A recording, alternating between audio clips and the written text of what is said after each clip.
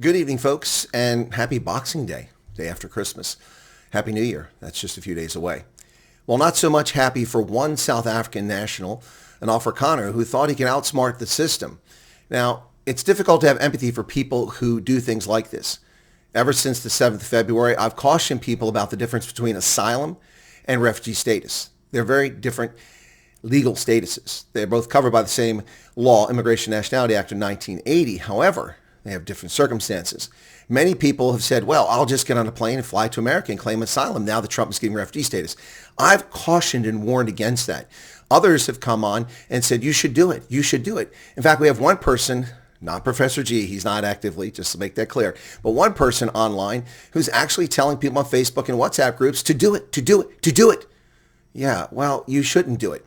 And there are consequences to trying to evade the law, which is essentially what you're doing by making a false asylum claim. You may have a legitimate basis for a claim, but given the fact there's a refugee program for South Africans, trying to claim asylum is, in my view, foolhardy at this stage. Not everyone agrees with me, but here's a case where someone is learning very hard way that it was a mistake to try to get around the system.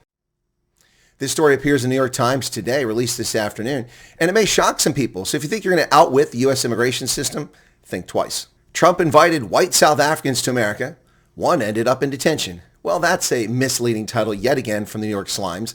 Trump invited South Africans. Read the website. Look at who's arrived, you dingbat doorknobs. An Afrikaner flew to the United States expecting protection. What basis did he have expect protection other than some fantasy he dreamt up in his head? And bad advice from an American. Instead, he spent months locked up in Georgia alongside hundreds of other illegal aliens. Yeah, that's right. Benjamin Schoonwinkel took President Trump at his word, except he didn't listen to President Trump. The United States would welcome South Africans like Mr. Schoonwinkel, white Afrikaners who Trump said had been victims of government discrimination in the decades since apartheid ended and the country's black majority gained political power.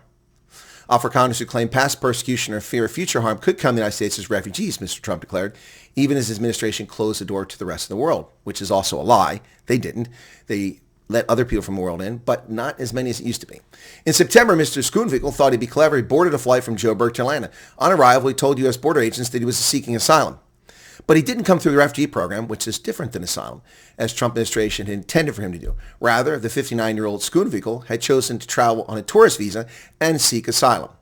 Now, instead of being allowed into the country, he found himself in handcuffs. Within 2 days, he was in a federal detention center in rural Georgia, where there are 2,000 people who have been swept up in Trump's immigration crackdown against illegal aliens. He's been there for about 100 days. I never expected this to happen, Mr. Schoonwinkel said in a video interview this month from the Stewart Detention Center in Lumpkin, Georgia. I expected a little bit of red tape. Really? And what gave you the indication that was the case? Did you become an immigration attorney, a specialist, a genius? Obviously, the shadow banning against my channel, preventing a lot of people from discovering what's actually happening in his case.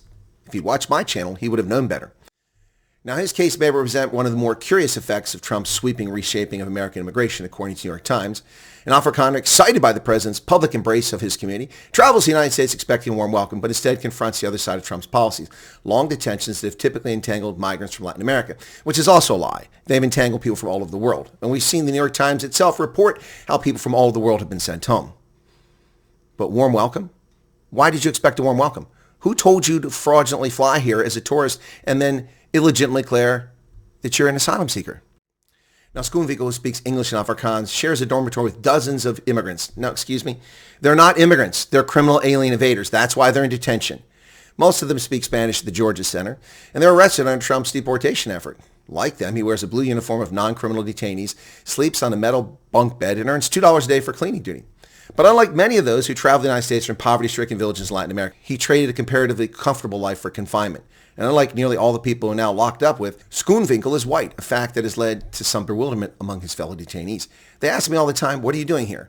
Well, like you, they violated U.S. immigration law and sought to come here illegally, as you did. The first 59 are Afrikaners. Oh, they finally got it right. Oh, my goodness. I'm reading this story. The first 59 Afrikaner refugees, except it's not right. It wasn't Afrikaners. There was a colored family. They seem to have forgotten that. Those who came in late May, that's also false. This is the New York Times. The first 59 Afrikaner refugees arrived in the United States in late May. No. It was 59 South Africans, of which one family was colored, and they arrived on the 12th of May. I don't know what planet you're on, but 12 is not even halfway through the month, so how can it be late May? Nonprofit agencies that previously helped people fleeing Afghanistan, Sudan, and other conflict zones have been tasked with supporting Afrikaners, providing rental assistance, job placement services, and other benefits. No, they've been tasked to help South Africans, and you neglect to mention they helped 300,000 Ukrainians who are white and Christian. What's your beef? When I saw President Trump brought some Afrikaners to the U.S., I contacted Ben, Rick Taylor, a friend of Schoonwinkel's, who planned to receive him in Arkansas. The two men had worked together for a large U.S. military contract back in Afghanistan. I said, I think this is a good time for you to come here. Ben had the money and means to get a good start and make it here. So who are you, Mr. Taylor, to undermine U.S. immigration law?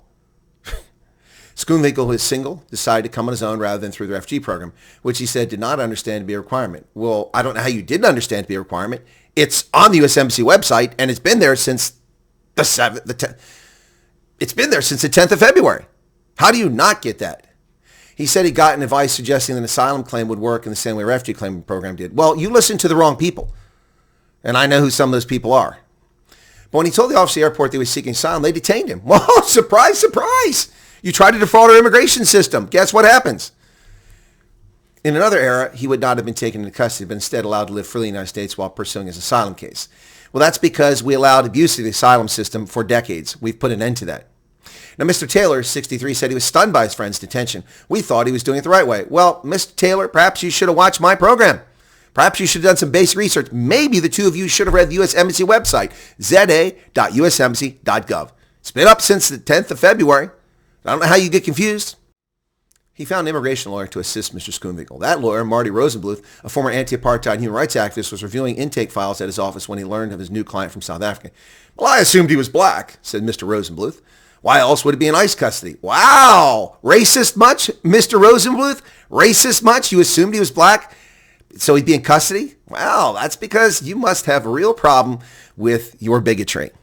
It never crossed my mind he could be an Afrikaner. I thought, how could this be happening? Mr. Rosenbluth contends that Mr. Schoonwinkel's due process rights have been violated. He has no due process. He's not an American citizen. He has no due process. These people pass for lawyers? Give me a break. He said he should have been released into the country to file an asylum application. He had the right to make a case without being thrown in a hellhole.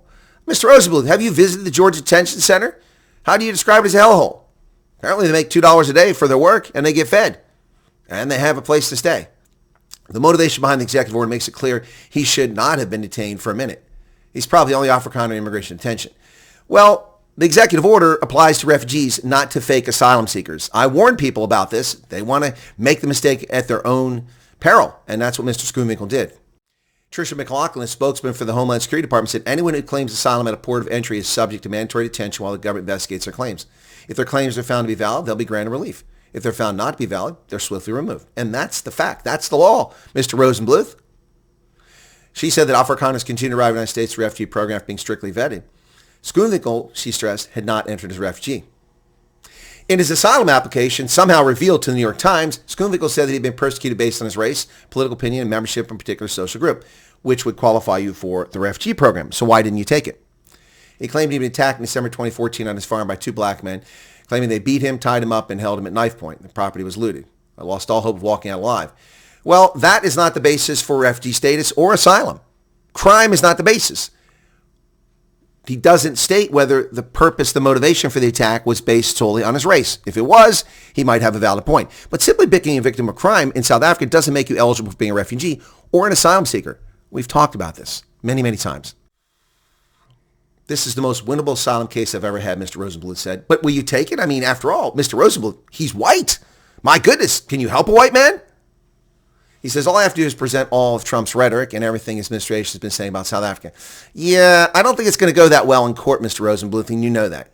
Now, despite language barriers, Mr. Schoonwinkel said he has made some friends in detention. Recently, he cooked spaghetti with detainees from Colombia and Mexico.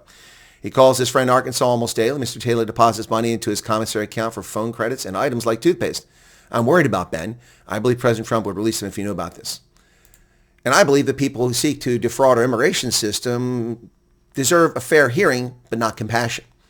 Mr. Schoonwinkel made a stupid mistake. He got dumb advice from an American who didn't know better, who obviously listened to someone who didn't know what they're talking about. It would have been very simple for Mr. Schoonwinkel to come here legally. Read the website. Since 2 hours after President Trump's executive order was published on the 7th of February, I have informed South Africans about the program and accurately done so. about all aspects of the program and accurately predicted what was going to happen over and over and over again. How on God's green acre have you not heard about this program? Have you not found someone like Professor G? Have you not taken the time to go to the U.S. Embassy website to simply read? I believe that Mr. Schoonwinkel is misleading us. I suspect he knew quite well what was going on with the refugee program and figured he'd just jump the queue. Well, they'll accept me because after all, the president says Afrikaner farmers need protection. Well, it doesn't work like that. Empathy for Mr. Schoonwinkel? Some, but more interested in his deportation order for fraud. Let's see what happens there. And Mr. Rosenbluth, wow, you're actually going to help a white man? I mean, after all, you assumed he was black.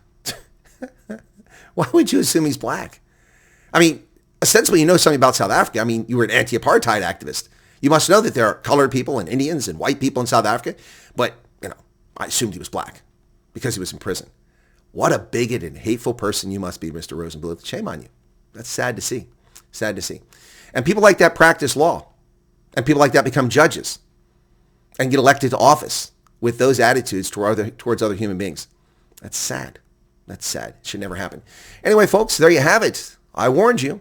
I cautioned you. I offered advice against the asylum for all the H-2A visa holders who are trying to stay here and claim asylum. I warned you. It's not a good path. Not a good path. Now, in their case, they're already here, so they're probably not going to be deported. But Mr. Schoonwinkel got on a plane, thought he'd be clever, flew to America, and told the agents, I declare asylum. It doesn't work like that. Not anymore. Asylum abuse is ending in the United States. And I told you that since February.